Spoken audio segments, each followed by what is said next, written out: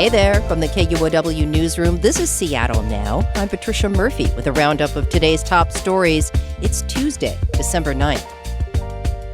We're going to get another big bout of weather. Major flooding is forecast for areas around western Washington between tonight and Friday. And as Noelle Gasca reports, communities east of Seattle are getting ready. The city of Carnation sits at the junction of two rivers the National Weather Service has issued flood warnins for, the Snoqualmie River and the Tolt River.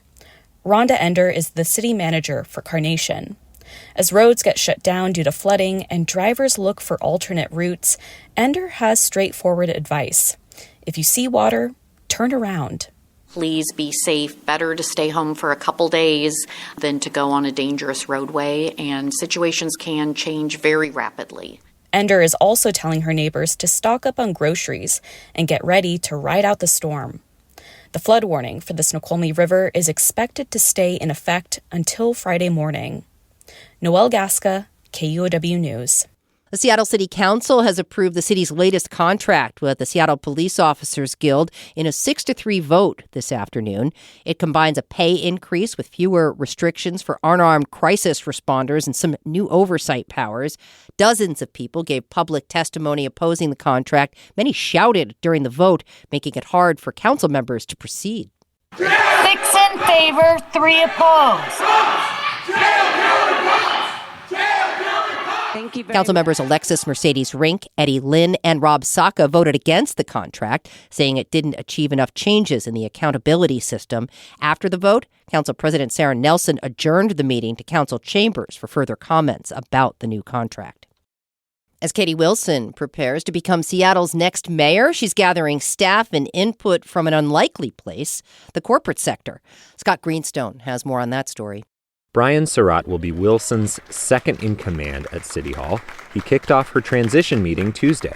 Today is the start of a conversation that will last 4 years, knock on wood, another 4 years after that. Surratt has deep ties in the business community. He worked for the Seahawks, and for the last 4 years, he's been a CEO. Wilson built her brand in opposition to corporations like Amazon and Starbucks.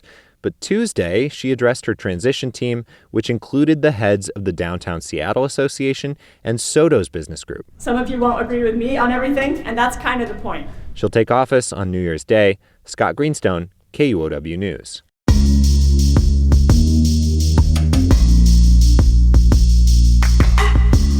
A civil trial began this week in the death of Antonio Mays Jr. The 16-year-old was shot and killed 5 years ago in Seattle's CHOP protest zone. Here's more from Will James. The trial centers on whether the city botched the emergency response to the shooting that killed Mays in 2020. Mays was shot while he and another teenage boy rode in and around CHOP in a stolen Jeep. According to witnesses, CHOP's volunteer security force opened fire, believing the Jeep was a threat. Protesters say they tried to drive Mays to medics waiting nearby, but an ambulance drove away from them. The city says it's not at fault, in part because Mays was committing a felony when he was shot, but has yet to prove that Mays stole the Jeep. His father is suing the city of Seattle for unspecified damages. The trial is expected to last several weeks. Will James, KUOW News. U.S. Senator Maria Cantwell is slamming the White House's plan to bail out farmers being impacted by tariffs. The president announced yesterday he'll send $12 billion in aid to farmers to make up for losses from the trade war. Cantwell said in a statement that farmers would rather be able to export their products freely instead of getting a bailout. Only 8% of the money will go to farmers growing so-called specialty crops, according to Cantwell. That includes major Washington exports like potatoes, apples, hops, and cherries. State Senator Rebecca Saldana of Seattle's 37th Legislative District says she won't run for the Senate again. Instead, the Democrat will become a candidate for the King County Council seat. That's become open now that Gurmai Zahalai was elected to county executive. Saldana joined the legislature in 2016 and lately has chaired the Labor and Commerce Committee. The 37th District covers the Central District, Beacon Hill, Rainier Valley, and Renton. The Tacoma City Council has approved guidelines for future development of an industrial area on the city's waterfront. The Tide Flats are known for a paper mill that's now closed that contributed to the infamous Tacoma aroma. Councilmember Christina Walker says the plan will quadruple the tree canopy coverage in the tide flats by 2045. We're going to create a proactive habitat restoration plan for the tide flats to increase restoration acreage. We've banned rendering facilities in the tide flats. We will no longer allow heavy industry like chemical manufacturing right next to the places that people live. Tacoma's principal planner for the area says the goal is not to evict current tenants, but to regulate future development. A city spokesperson tells the Tacoma News Tribune the plan cost the city more than $1.4 million to create.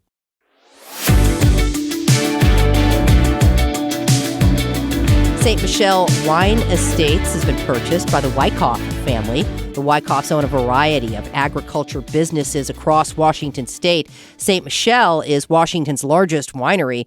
Northwest Public Broadcasting's Anna King has the details. St. Michel has gone through several ownership changes over the last several years. Most recently, it's been owned by Sycamore Partners, a private equity firm based in New York. St. Michel's portfolio comes with some prime properties like Cold Creek Vineyard near Hanford. That's one of the largest vineyards in the state.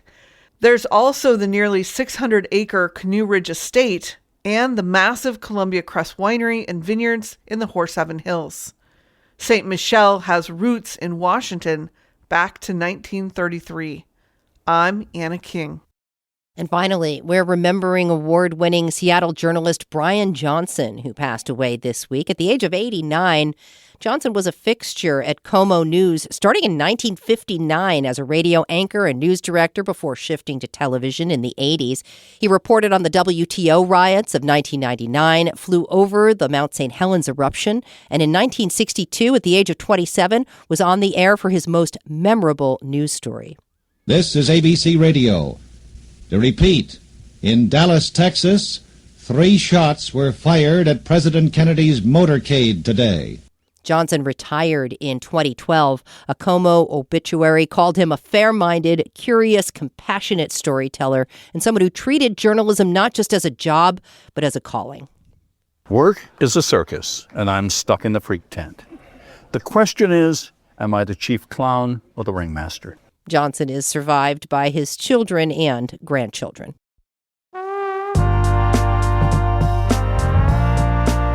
Next time on Seattle Now, the CDC's vaccine panel has voted to roll back a decades-long recommendation to vaccinate infant children for hepatitis B. It's really hard to think about moving to a policy that didn't work, that we know didn't work, and resulted in a change that did work. And now we have almost complete elimination of hepatitis B infections in young children. Hear more from UW Medicine's Dr. Helen Chu Wednesday morning.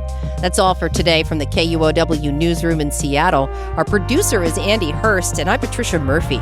Seattle Now and KUOW are members of the NPR network. See you tomorrow.